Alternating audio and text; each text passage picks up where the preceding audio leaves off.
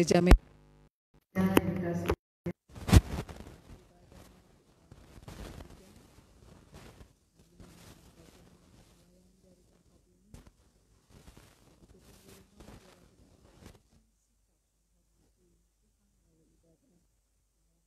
ketiga. Mari kita awali ibadah kita dengan saat teduh. Kita berdoa dalam hati kita masing-masing. Aku hendak menyanyikan kasih setia dan hukum. Aku hendak bermazmur bagimu, ya Tuhan. Amin. Kita akan memuliakan nama Tuhan dengan nyanyian dari nomor 80 ayat 1 sampai 3.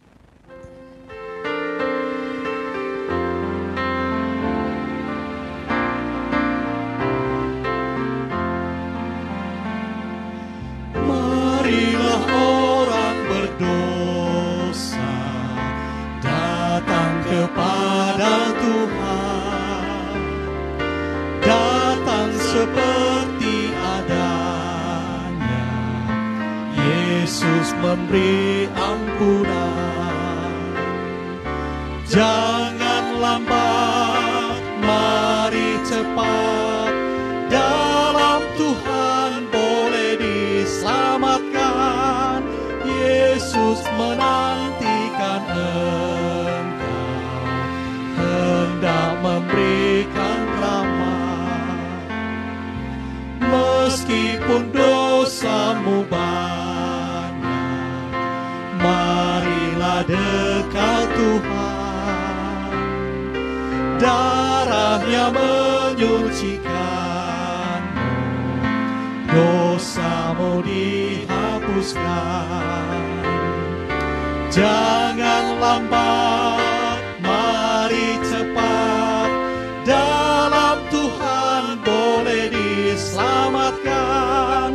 Yesus menantikan engkau, hendak memberikan rahmat. Barang siapa bertobat serta percaya Tuhan, hidup kekal boleh dapat, serta Allah di sorga. Jangan lambat, mari cepat, dalam Tuhan boleh diselamatkan. Yesus menantikan engkau, hendak memberikan rahmat.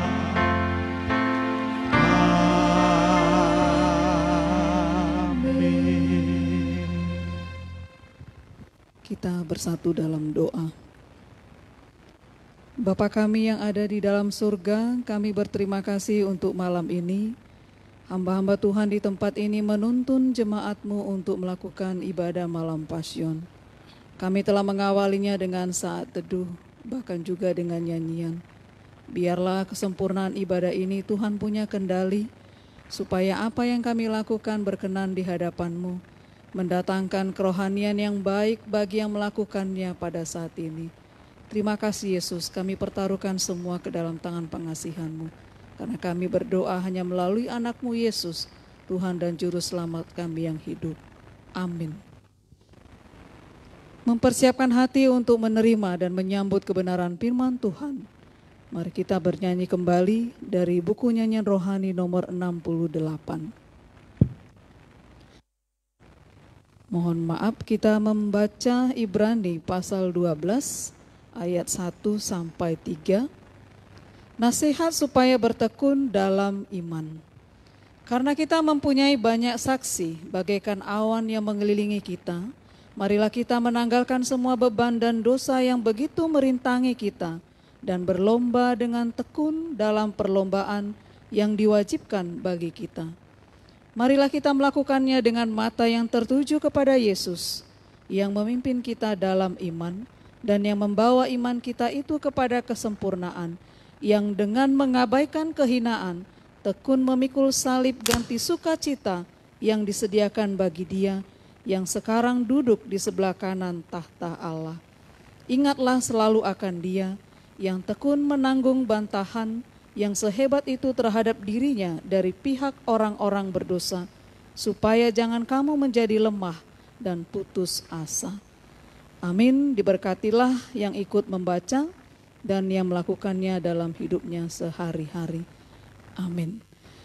Untuk mempersiapkan hati menyambut kebenaran firman Tuhan yang akan disampaikan oleh hambanya, kita kembali memuliakan Dia melalui buku nyanyian rohani nomor 68.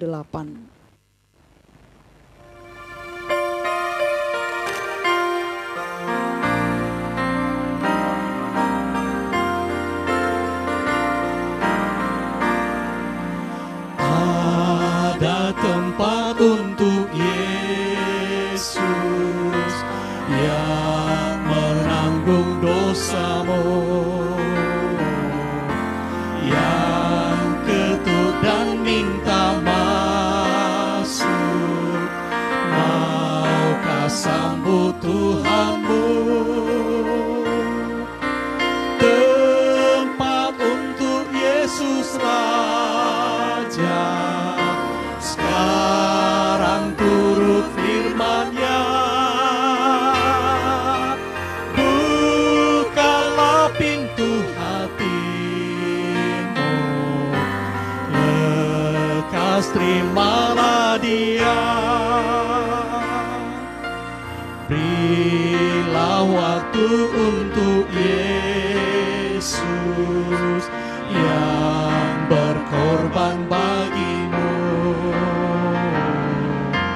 Inilah waktu yang tepat, sekarang sambut Tuhanmu. Tempat untuk Yesus Raja, sekarang turut firman-Nya. Bukalah pintu hatimu, lekas terimalah Dia. Tempat dan waktu beri sekarang, jangan tolak rahmat-Nya. Jangan keraskan hatimu, berilah tempat baginya. Tempat untuk Yesus Raja, sekarang turut firman-Nya. Bukalah pintu hatimu, lekas terimalah Dia.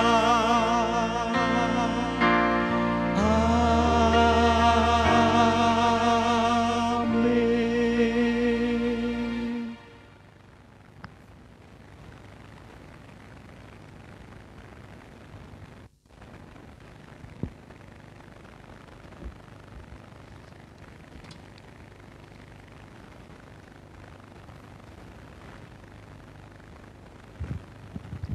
Jemaat yang dikasihi Tuhan, mari kita mempersiapkan hati kita. Kita akan merenungkan firman Tuhan dalam ibadah malam Passion yang ketiga ini. Mari kita berdoa. Kembali kami datang kepadamu ya Tuhan Yesus Kristus, Raja kami, penebus kami, yang masih melayakkan kami untuk bersekutu, merenungkan, dan mengenang karya penyelamatan Tuhan atas hidup kami yang berdosa ini. Inilah ibadah malam Passion yang ketiga, yang kami lakukan walaupun dalam keterbatasan. Tetapi kami percaya Tuhan ada di tengah-tengah kami, setiap pribadi, setiap keluarga. Bapa, kiranya Engkau urapi hamba-Mu yang mewartakan firman-Mu, Dan Tuhan perlengkapi dengan roh-Mu yang kudus kepada seluruh jemaat yang mengikuti dan mendengarkannya. Agar kami boleh memahami pesan firman Tuhan kepada kami dalam ibadah malam Pasion yang ketiga ini. Kami pertaruhkan pemberitaan firman Tuhan ke dalam tangan kuasa-Mu. Di dalam dan demi nama Putra-Mu Yesus Kristus, kami berdoa kepadamu. Amin. Salam bagi kita sekalian, Bapak Ibu yang dikasihi Tuhan dan mengasihi Tuhan kita Yesus Kristus. Mari kita membuka firman Tuhan yang menjadi nas renungan kepada kita pada malam hari ini, yang terambil dari kitab Injil Yohanes pasal yang ke-13. Dimulai dari ayat yang ke-21 hingga ayat yang ke-30. Seturut dengan almanak gereja kita yang memberikan nas ini menjadi renungan kepada kita dalam ibadah malam Pasion yang ketiga ini. Jikalau kita sudah menemukannya, kita akan membacakannya. Demikian firman Tuhan untuk kita renungkan bersama-sama. Yesus memperingatkan Yudas. Setelah Yesus berkata demikian, ia sangat terharu lalu bersaksi, "Aku berkata kepadamu, sesungguhnya seorang di antara kamu akan menyerahkan aku." Murid-murid itu memandang seorang kepada yang lain. Mereka ragu-ragu siapa yang dimaksudkannya. Seorang di antara murid Yesus, yaitu murid yang dikasihinya, bersandar dekat kepadanya di sebelah kanannya. Kepada murid itu Simon Petrus memberi isyarat dan berkata, "Tanyalah siapa yang dimaksudkannya." Murid yang duduk dekat Yesus itu berpaling dan berkata kepadanya, "Tuhan, siapakah itu?" Jawab Yesus, "Dialah itu yang kepadanya aku akan memberikan roti sesudah aku mencelupkannya."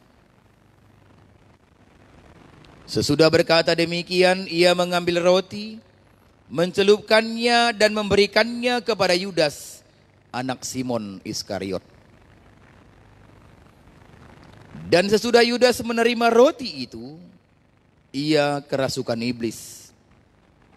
Maka Yesus berkata kepadanya, "Apa yang hendak kau perbuat, perbuatlah dengan segera." Tetapi tidak ada seorang pun dari antara mereka yang duduk makan itu mengerti apa maksud Yesus mengatakan itu kepada Yudas. Karena Yudas memegang kas, ada yang menyangka bahwa Yesus menyuruh dia membeli apa-apa yang perlu untuk perayaan itu, atau memberi apa-apa kepada orang miskin. Yudas menerima roti itu lalu segera pergi. Pada waktu itu hari sudah malam. Amin. Sampai demikian jauh firman yang akan kita renungkan dalam ibadah malam Pasion yang ketiga ini. Bapak, Ibu dan saudara-saudari yang dikasihi Tuhan dan mengasihi Tuhan kita Yesus Kristus. Adapun tema kepada kita pada malam hari ini yaitu peringatan bagi pengkhianat. Peringatan bagi pengkhianat. Ketika kami masih duduk di bangku perkuliahan, biasanya di akhir semester genap ada pengutusan untuk mengadakan praktek lapangan 2 bulan. Bapak Ibu, tidak semua tempat pelayanan yang kita tuju itu seperti yang kita bayangkan dan seperti yang kita rindukan. Terkadang tempat pelayanan yang sangat-sangat jauh dari harapan, besar sekali tantangan yang dihadapi, jauh di pedalaman, bahkan penerangan pun sangat minim. Di sana yang dilakukan biasanya oleh para mahasiswa dalam praktik lapangan, selain daripada melakukan kegiatan pelayanan dalam setiap hari, setiap minggu dan berganti bulan, tetapi satu hal yang rata-rata melakukannya adalah menghitung hari. Melingkari hari demi hari dalam kalender, karena memang 60 hari lah dilakukan praktik lapangan itu. Tetapi menjelang hari terakhir, saat-saat mau terjadi perpisahan antara mahasiswa praktik dengan tempat pelayanan praktik lapangan, di sana terjadi sebuah suasana haru. Ya. Kenapa? Karena akan berpisah. Walau memang awalnya tidak menyenangkan, tetapi setelah perjalanan lebih kurang hampir 2 bulan, menjelang perpisahan itu ada rasa haru. Karena sudah saling mengenal, telah bergaul kurang lebih 2 bulan. Jadi memang saat perpisahan selalu menyisakan rasa haru. Malam hari ini firman Tuhan juga berbicara tentang saat-saat Yesus akan berpisah dengan muridnya setelah 3,5 tahun kebersamaan dalam pelayanan mereka. Kurang lebih 3,5 tahun kata kesaksian Alkitab kepada kita. Namun di sana rasa haru Yesus Tuhan kita lebih mendalam lagi karena dia dihianati oleh salah seorang muridnya yang telah dia pilih. Bapak Ibu, mungkin kita juga pernah mengalami yang namanya dihianati oleh orang terdekat kita. Apakah itu oleh saudara kita atau pasangan kita, oleh teman kita, atau juga mungkin oleh anak kandung sendiri, atau juga rekan kerja, rekan bisnis.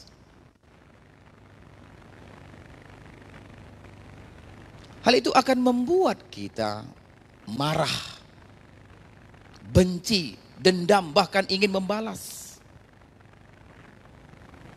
Itu memang sifat daripada manusiawi.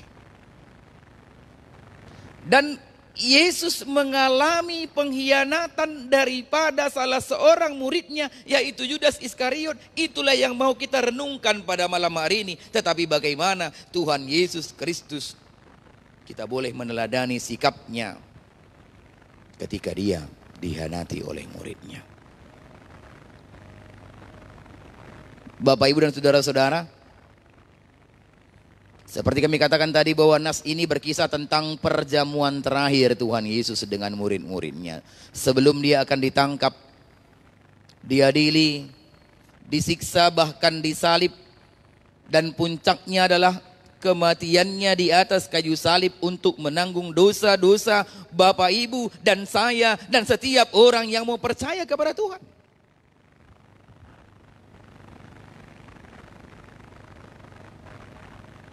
Dan dikatakan bahwa salah seorang muridnya akan mengkhianati dia, itu bukan semerta-merta terjadi pada waktu itu, tetapi telah direncanakan sebelumnya.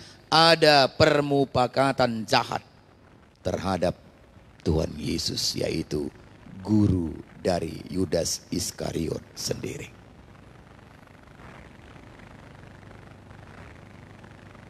Bapak, Ibu dan saudara-saudara yang dikasihi Tuhan, maka di sana bagaimana sikap Tuhan Yesus? Langsung mengkonfrontir Yudas Iskariot dengan para murid lain, agar menjadi sebuah pesan juga kepada murid-murid yang lain, dan menjadi sebuah pembelajaran dalam kehidupan pengalaman iman mereka.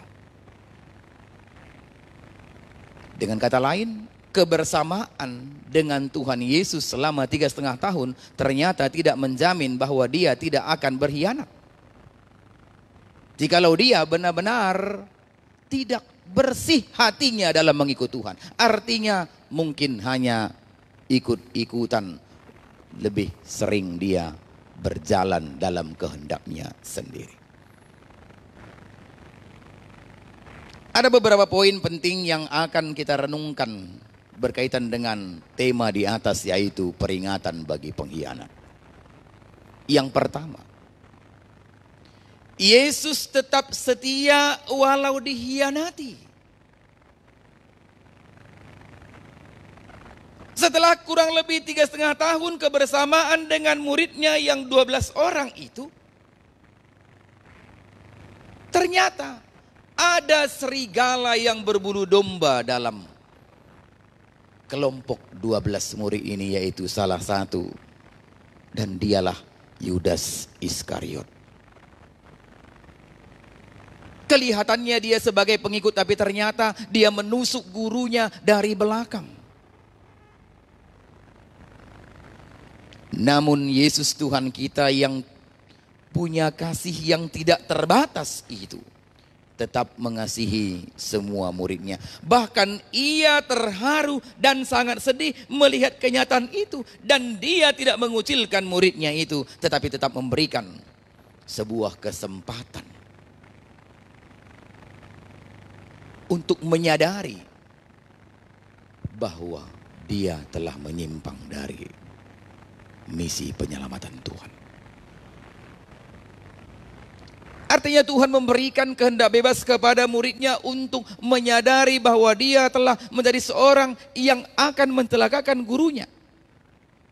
Dia tidak membenci muridnya itu. Dia tidak mengusir. Dia tidak melarangnya ikut dalam persekutuan perjamuan terakhir pada malam hari tersebut. Bapak Ibu, dari sini kita bisa belajar bahwa tidak semua sahabat memiliki hati seorang sahabat, tetapi sahabat pun bisa menjadi seorang pengkhianat. Buktinya yaitu Judas Iskariot. Yang kedua,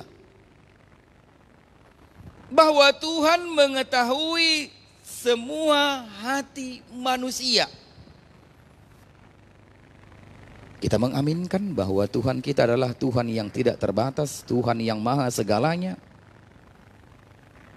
Ketika perjamuan terakhir dilakukan oleh Tuhan Yesus dengan para muridnya, ia sebenarnya telah mengetahui dengan benar-benar bahwa waktu pengkhianatan yang akan dilakukan oleh Yudas Iskariot sudah tiba. Tapi apakah Tuhan lari? Apakah Tuhan minta tolong supaya Yudas Iskariot mengurungkan niatnya? Tidak.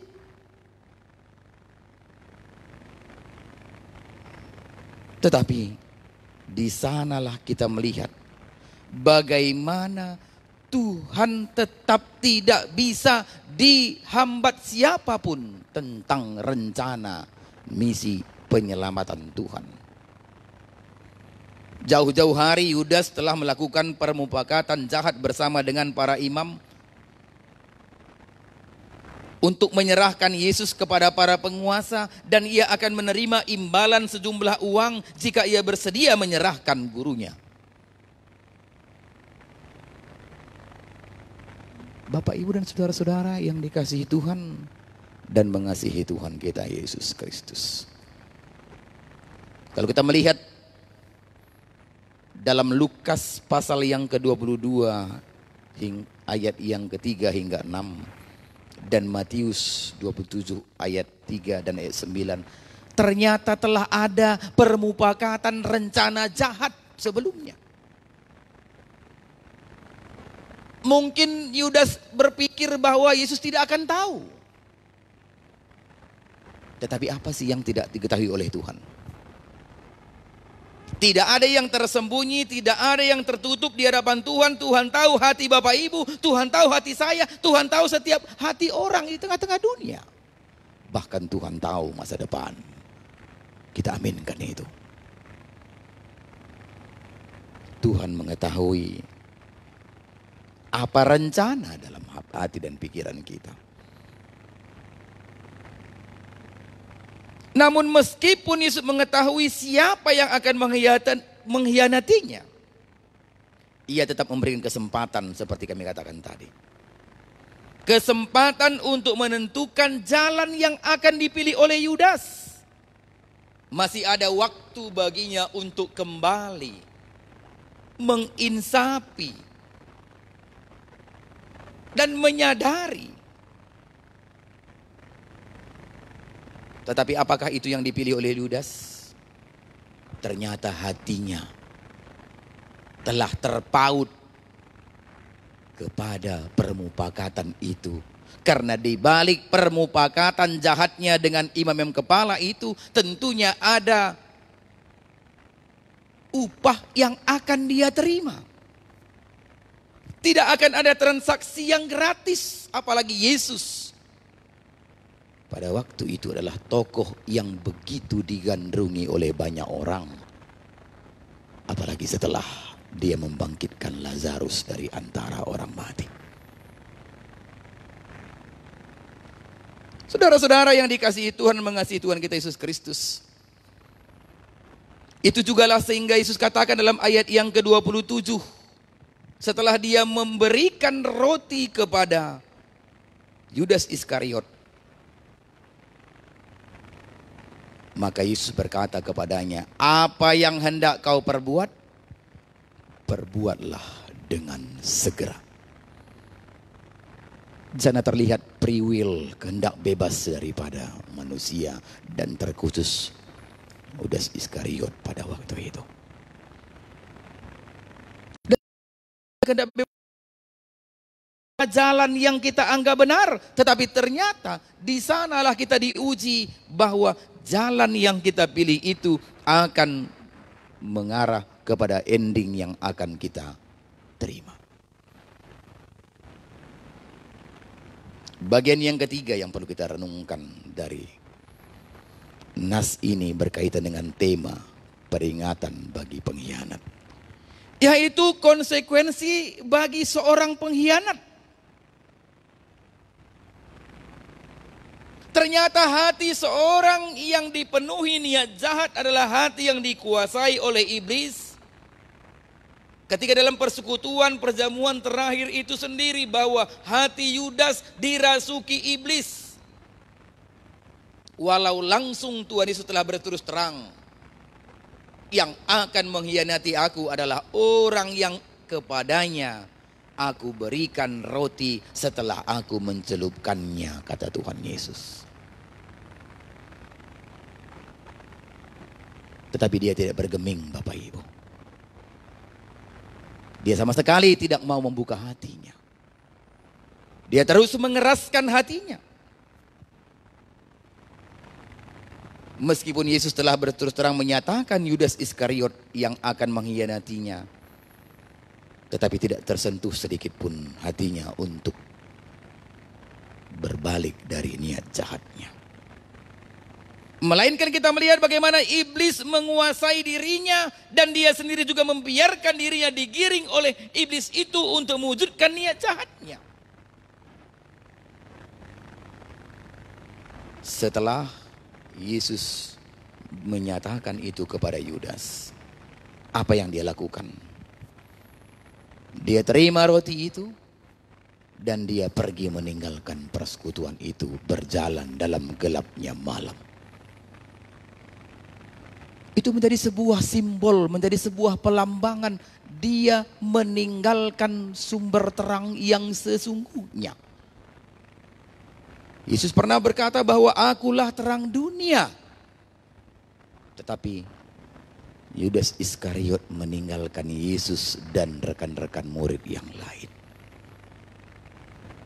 Artinya seorang pengkhianat lebih suka berjalan dalam kegelapan dengan digiring oleh kuasa kegelapan, yaitu iblis yang menjadi tuannya.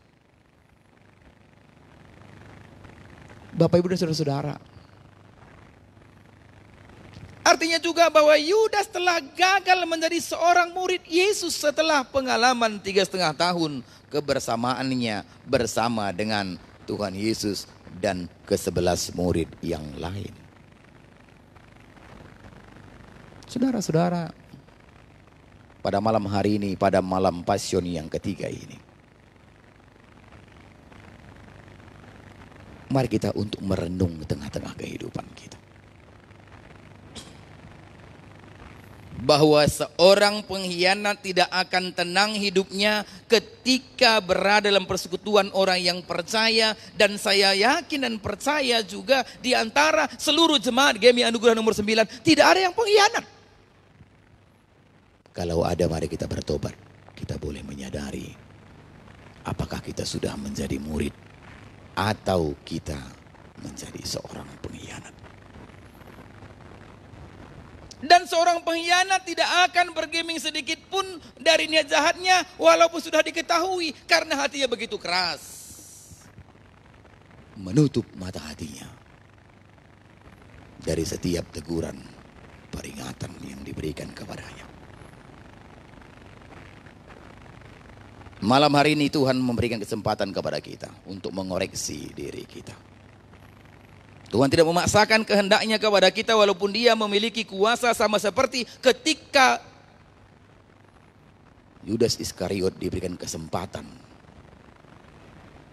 Walau sebenarnya Tuhan berkuasa memaksakan kehendaknya, tapi dia tidak lakukan itu. Saudara-saudara, banyak sekarang warga gereja juga melakukan pengkhianatan dalam konteks yang lain.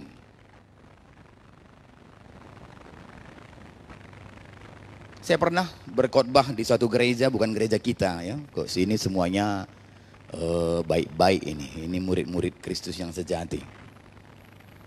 Ketika berkhotbah justru dia online di belakang. Ya. Ketika firman Tuhan disampaikan, dia justru Facebookan. Bermain WhatsApp di belakang. Itu adalah salah satu kita mencuri waktunya Tuhan berbicara kepada kita. Seharusnya kita bersyukur juga pada karantina COVID-19 ini. Justru kita dipaksa untuk ibadah live. Karena keadaan memaksa kita untuk supaya melakukan ibadah secara live streaming. Bahkan saya juga pernah melihat bahwa ada juga pendeta yang juga live ketika firman Tuhan disampaikan. Tapi itu tidak di gereja kita, di gereja tetangga. Kalau ada di kita, mari kita berubah. Bahkan juga dalam situasi yang begitu sulit saat ini, ada juga orang yang ingin untuk mencuri kemuliaan Tuhan.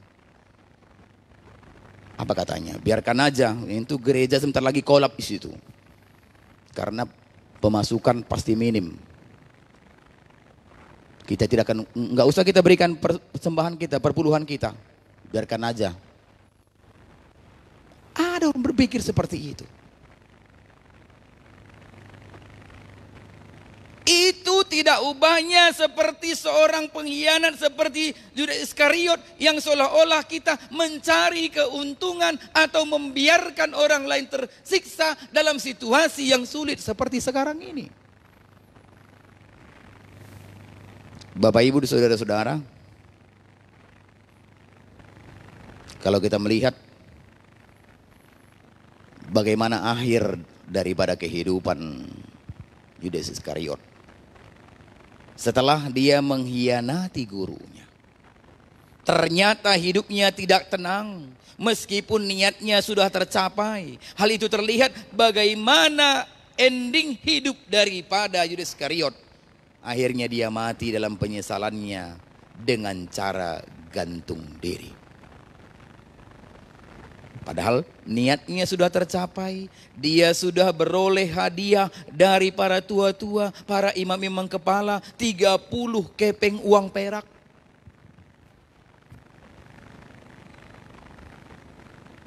Tetapi semuanya sudah menjadi terlambat. Penyesalan yang terlambat. Penyesalannya yang sia-sia karena pengkhianatannya membuat Yesus tertangkap, disiksa, disalib, bahkan mati di kayu salib.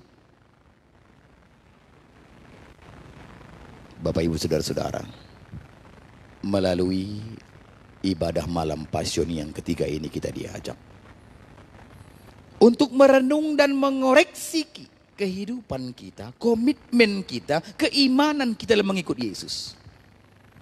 Apakah kita layak dikatakan murid atau tidak? Apakah kita seorang hamba atau hama? Ini perlu kita renungkan pada malam hari ini. Atau kita malah mengambil jalan seperti Yudas Iskariot yang meninggalkan persekutuan dan dia menembus malam yang gelap untuk mewujudkan niat jahatnya mencelakakan dan mengkhianati gurunya. Maka melalui malam Pasion ini kita perlu evaluasi hubungan kita dengan Allah kita, dengan majelis, dengan jemaat, dan dengan seluruh anggota keluarga.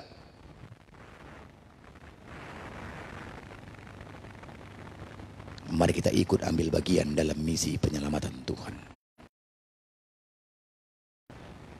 Yesus berkata ketika dia tersalib di atas kayu salib, Tuhan ampunilah mereka, sebab mereka tidak tahu apa yang mereka perbuat. Di sanalah puncak kasihnya kepada Bapak Ibu, kepada saya, kepada setiap orang yang mau percaya. Artinya ketika kita masih berdosa, Tuhan mengasihi kita, mengampuni kita. Maka saat ini mari kita mewujudkan kasih Allah dan pada kesempatan ini. Jadilah murid Kristus yang sejati. Jadilah murid Kristus yang setia dalam situasi seberat apapun dalam hidup kita. Amin. Tuhan memberkati. Mari kita berdoa. Terima kasih Bapa di sorga akan firman yang boleh kami dengar pada malam hari ini. Sebuah peringatan kepada Yudas Iskariot yang tidak lain adalah bagian daripada murid Tuhan Yesus. Tetapi dia melakukan pengkhianatan kepada gurunya sendiri, kepada Tuhan Yesus Kristus. Karena dia membiarkan dirinya dikuasai oleh roh ketamakan. Dikuasai oleh roh kegelapan. Turut dalam permupakatan jahat. Bapa, biarlah melalui firman-Mu kami juga boleh mengoreksi hidup kami. Yang memiliki label murid Kristus, memiliki label sebagai warga gereja, sebagai hamba Tuhan. Apakah kami seorang murid Kristus yang sejati? Atau kami seorang murid karena ada keinginan-keinginan tertentu?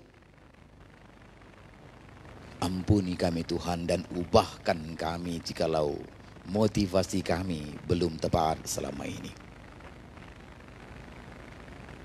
Melalui firman-Mu pada malam hari ini kami boleh semakin mengenal Tuhan.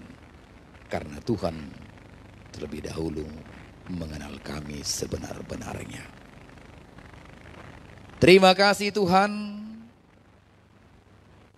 Biarlah firman-Mu termaterai dalam hati kami setiap pribadi.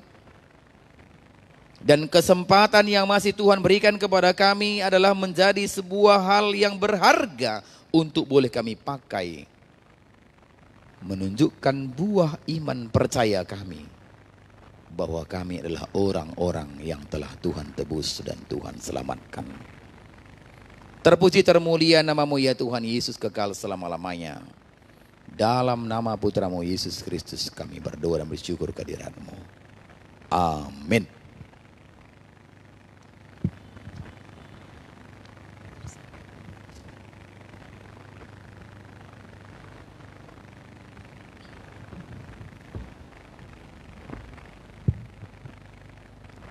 Kita bersyukur untuk pemberitaan firman yang boleh kita terima dan dengar pada malam ini. Biarlah itu boleh mengubah dan menjadi berkat bagi kita. Kita akan mempersembahkan yang terbaik kepada Tuhan melalui persembahan kita. Mari kita mengumpulkannya dengan diiringi nyanyian dari nomor 66.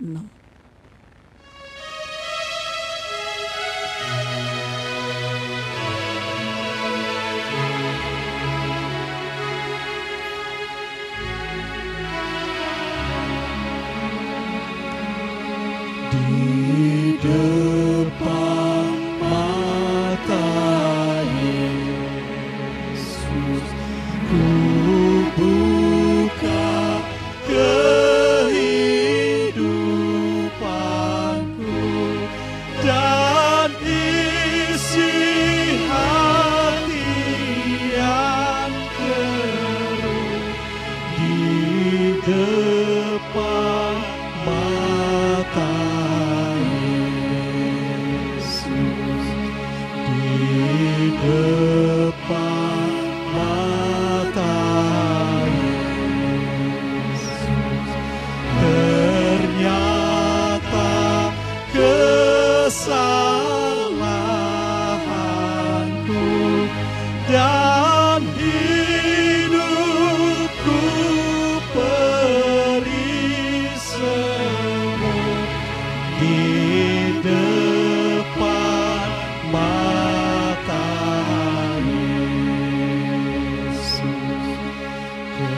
kepada mata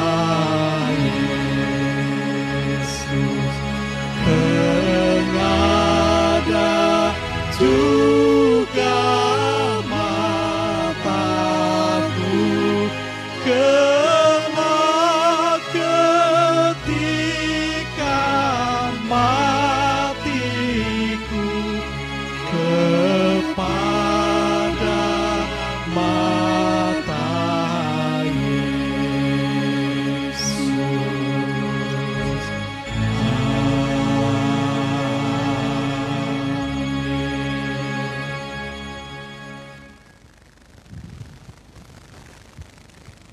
Baiklah jemaat Tuhan, kita akan berdoa syafaat.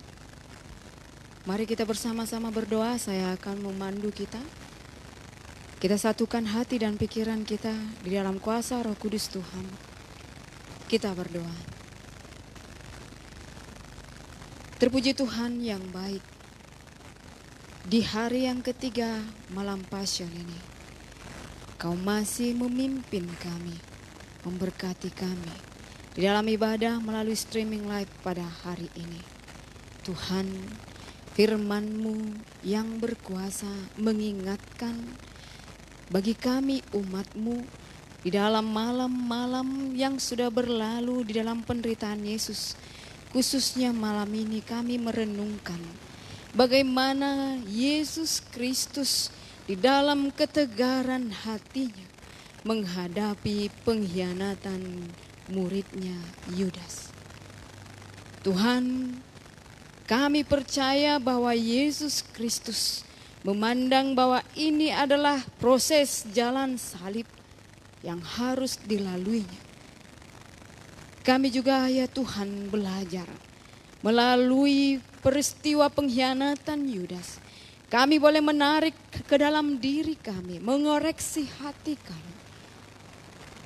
Hendaknya ya Tuhan, kami memaknainya dengan mengingat bahwa di dalam setiap hubungan, baik dengan sesama, bahkan dengan Tuhan, hendaknya kami setia, tidak berkhianat di dalam situasi, kondisi apapun. Melalui passion yang ketiga ini Tuhan, kami memohon ampun kepadamu, tolonglah kami Tuhan.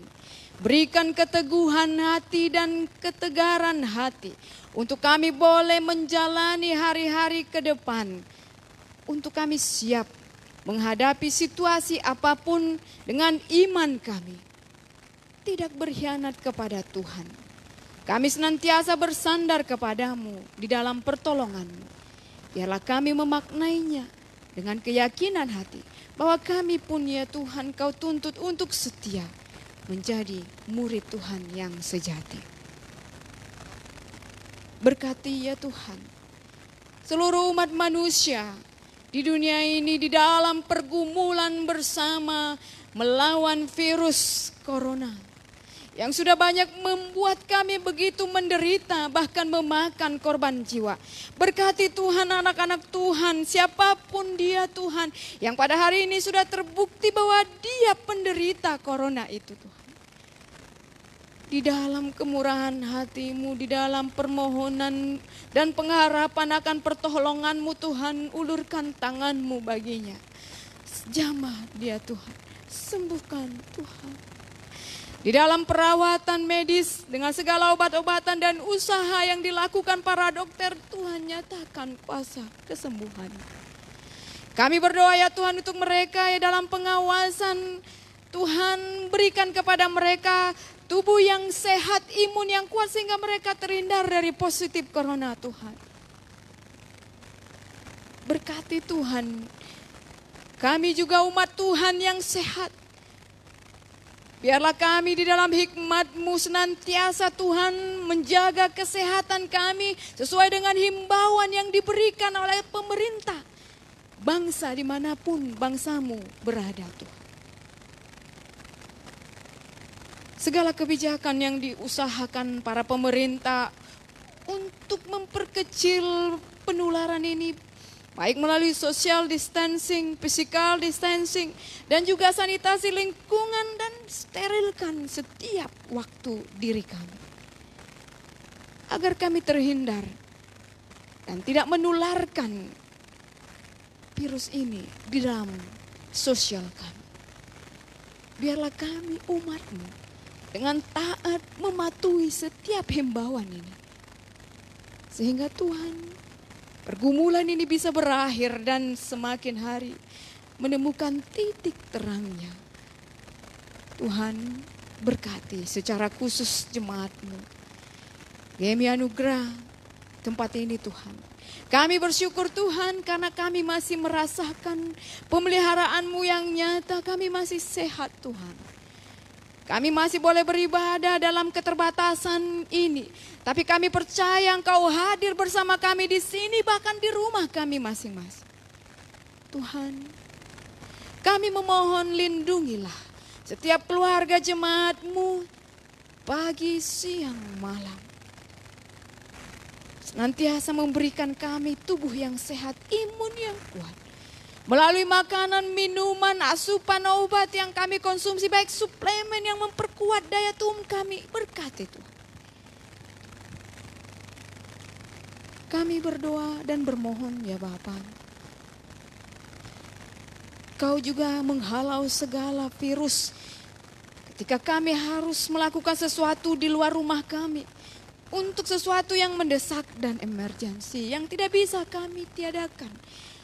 Tuhan tetap lindungi kami. Dimanapun kami berada. Tetap menjaga kebersihan. Tuhan, berkati jemaat-Mu Tuhan. Baik anak-anak Tuhan yang masih di dalam kandungan ibunya. Berkati ibunya yang mengandung. Berkati batita, balita, kanak-kanak, remaja, pemuda, orang tua, lansia. Sepenuhnya Tuhan jagalah kami. Biarlah kondisi kami tetap stabil.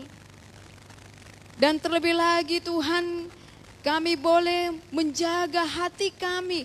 Karena Tuhan tahu bahwa kekhawatiran, kecemasan dan kebosanan sudah ada di dalam hati kami. Mohon Tuhan berikan kepada kami roh yang tenang, yang sabar. Dan kami boleh Tuhan aktif mencari kegiatan yang bisa kami lakukan untuk mengisi waktu-waktu kami. Sehingga kami terhindar dari kebosanan dan kejenuhan Tuhan. Hal-hal yang membangun kerohanian kami. Hal-hal yang bisa meningkatkan kekuatan tubuh kami. Hal-hal yang positif yang membawa kebaikan bagi kami, yang bisa kami lakukan ketika kami di dalam rumah kami. Berkati Tuhan, Engkau mengetahui ada sejumlah anak Tuhan yang harus bergumul dalam penghidupan ekonomi karena pengaruh dari corona ini Tuhan. Sangat mempengaruhi perekonomian mereka. Usaha kecil, bisnis yang lainnya yang Tuhan harus terhenti sementara waktu. Tuhan, kami memohon pemulihan-Mu. Peliharalah, cukupkan dengan hikmat Tuhan. Kau senantiasa mencukupkan segala kebutuhan anak-anak-Mu, ya Tuhan. Sehingga kami boleh dengan tenang, dengan yakin melalui masa-masa COVID ini, dengan percaya tangan Tuhan akan datang untuk menolong dan memulihkan keadaan kami. Kami berdoa Tuhan untuk gereja-Mu. Kau tahu bagaimana kondisi kami harus beribadah secara streaming live. Tuhan, walaupun kondisi ini membatasi gerak kami, tetapi tidak membatasi roh kami untuk saling bersatu di dalam Tuhan. Roh kami bersama dengan Tuhan. Untuk tetap mengingatkan kami, tetap beribadah apapun situasinya dan bahkan mengingat tanggung jawab kami sebagai warga gereja Tuhan. Tanggung jawab kami kepada rumah Tuhan, kepada pelayanan di gereja-Mu. Tuhan, kami percaya jemaat-Mu Engkau ingatkan dan Engkau yang memberikan hati yang peduli bahwa apa yang kami berikan bagi gereja-Mu, baik ucapan syukur, perpuluhan, persembahan, adalah bagian dari kami peduli kepada pelayanan Tuhan dan untuk pekabaran Injil, sehingga nama Tuhan tetap dimuliakan di dalam gereja. Tuhan, berkatilah jika pada hari ini Tuhan masih banyak anak-anak-Mu masih bergumul dalam sakit penyakit menahun. Berikan semangat bagi mereka Tuhan untuk tetap percaya harapan itu masih ada. Kesembuhan masih ada. Biarlah tetap dengan segala perawatan yang harus mereka lakukan, mereka tetap lakukan. Meminum obat dengan teratur, istirahat yang cukup dan juga menikmati masa-masa ini kasih dari orang-orang tercinta mereka untuk merawat mereka. Untuk melihat bahwa masa-masa ini adalah masa-masa mereka merasakan kedekatan di dalam keluarga mereka. Mensyukurinya karena masih Kau berikan kehidupan untuk melihat Tuhan berkarya bagi hidupnya. Kuatkan, teguhkan hatinya, pulihkan hatinya. Sehingga Tuhan dengan semangat itu mereka boleh menjalani masa-masa ini dan boleh pulih kembali. Tuhan, berkati pemerintah yang ada di dunia ini, secara khusus pemerintahan kami, bangsa Indonesia. Tuhan, kami bersyukur pemerintah kami menunjukkan perhatiannya yang begitu dalam bagi masyarakat. Secara khusus di dalam menanggulangi penyebaran COVID ini. Kami percaya Tuhan segala kebijakan yang sudah mereka berikan itu adalah kebijakan untuk kebaikan masyarakat Indonesia. Berikan hati yang patuh bagi kami untuk mentaatinya Tuhan. Berikan Roh Kudus-Mu Tuhan bagi setiap aparat pemerintahan, pemimpin daerah mulai dari pemimpin pusat sampai kepala lorong. Dalam kuasa Roh Kudus-Mu boleh melakukan tanggung jawab mereka di dalam mengemban tugas suci mereka untuk menjadi berkat bagi masyarakat Indonesia. Tuhan, hati yang takut akan Tuhan. Mereka bekerja dengan bertanggung jawab. Menciptakan masyarakat yang adil, yang sejahtera, dan jujur di hadapan Tuhan dan manusia. Berikan mereka kesehatan, kesabaran, dan tetap agar mereka menjalin hubungan yang baik di antara setiap aparat pemerintahan kami.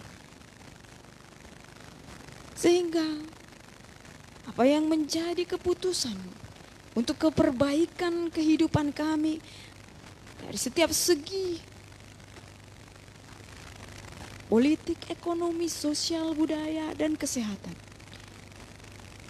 Pemerintah kami bisa menjadi cerminan Allah, memberkati masyarakat Indonesia. Kami berdoa khususnya untuk anak Tuhan yang bekerja di dalam bidang kesehatan, untuk para medis, dokter, perawat, dan mereka yang terkait di dalam merawat pasien di rumah sakit swasta maupun rumah sakit pemerintah, secara khusus rumah sakit yang ditunjuk menjadi tempat perawatan penderita corona. Tuhan, berikan kesehatan yang prima, stabil. Berikan kehati-hatian, ketelitian, kecermatan di dalam mereka mengambil setiap tindakan pertolongan, perawatan.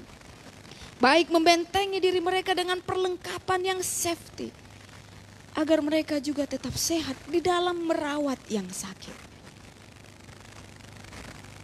Kami percaya Tuhan, lelah pengorbanan mereka tidak akan sia-sia, tetapi akan membawa berkat penyembuhan bagi pasien-pasien yang sakit dan terlebih lagi pasien penderita corona. Tuhan, hibur mereka, berikan sukacita. Karena di masa ini mereka harus berpisah dari keluarga karena menjaga keadaan keluarga mereka juga. Secara emosional Tuhan, ini benar-benar begitu berat. Tetapi kami percaya Tuhan memberkati keluarganya, melindunginya, dan lebih lagi mereka rindu Tuhan untuk boleh melalui masa ini dalam keadaan sehat dan tetap hidup, sehingga Tuhan mereka boleh bertemu dengan keluarganya. Tolong Tuhan, agar tim ini, para medis ini tetap stabil di dalam kesehatannya dan menjadi berkat di dalam tindakan pengobatan, perawatan yang mereka lakukan. Kami percaya, Yesus, Kau akan memberkati mereka untuk memulihkan anak-anak-Mu di dalam sakit penyakit. Tiada yang mustahil Tuhan bagimu. Karena kami percaya Kau Allah El Shaddai, Allah Maha Kuasa, yang akan memberikan keajaiban-Mu bagi kami. Dan kami menantikannya di dalam kesetiaan, keyakinan iman. Kami serahkan Tuhan segala permohonan kami yang tidak kami sampaikan, yang jauh ada di dalam hati jemaat-Mu. Kau mendengar mereka, Kau mendengar sekalian kami.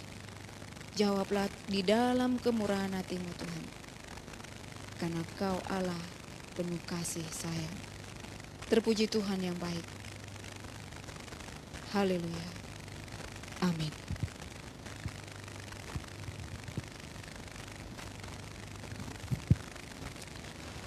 Jemaat yang dikasihi Tuhan kita Yesus Kristus, marilah kita berdoa bersama-sama dengan doa Bapa kami.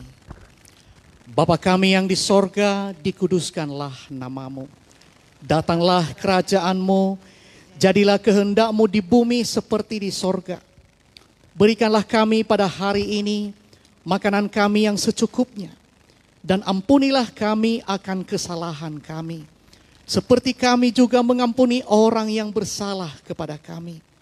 Dan janganlah membawa kami ke dalam pencobaan, tetapi lepaskanlah kami dari yang jahat. Karena Engkaulah yang empunya kerajaan dan kuasa dan kemuliaan sampai selama-lamanya. Amin.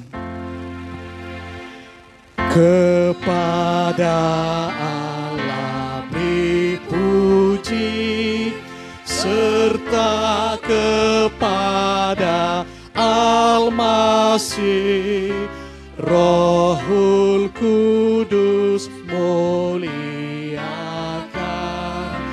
berkuasa dan berkat kasihan. Amin.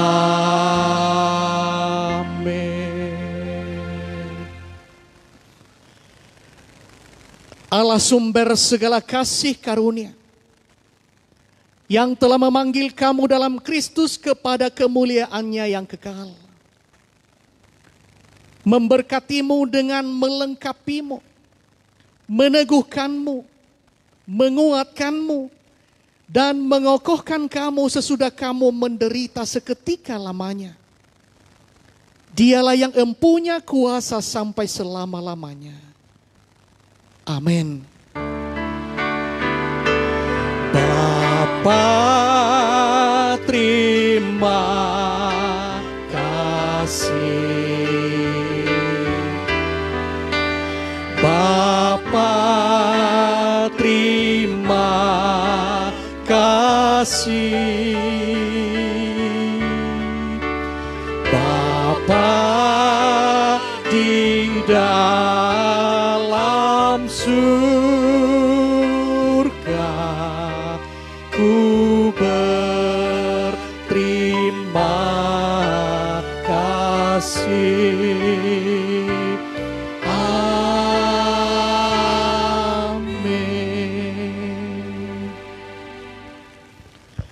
Mari kita kembali bersaat teduh sejenak, mengucapkan syukur kepada Tuhan atas segala berkat-Nya kepada kita pada kebaktian malam Pasion yang ketiga ini.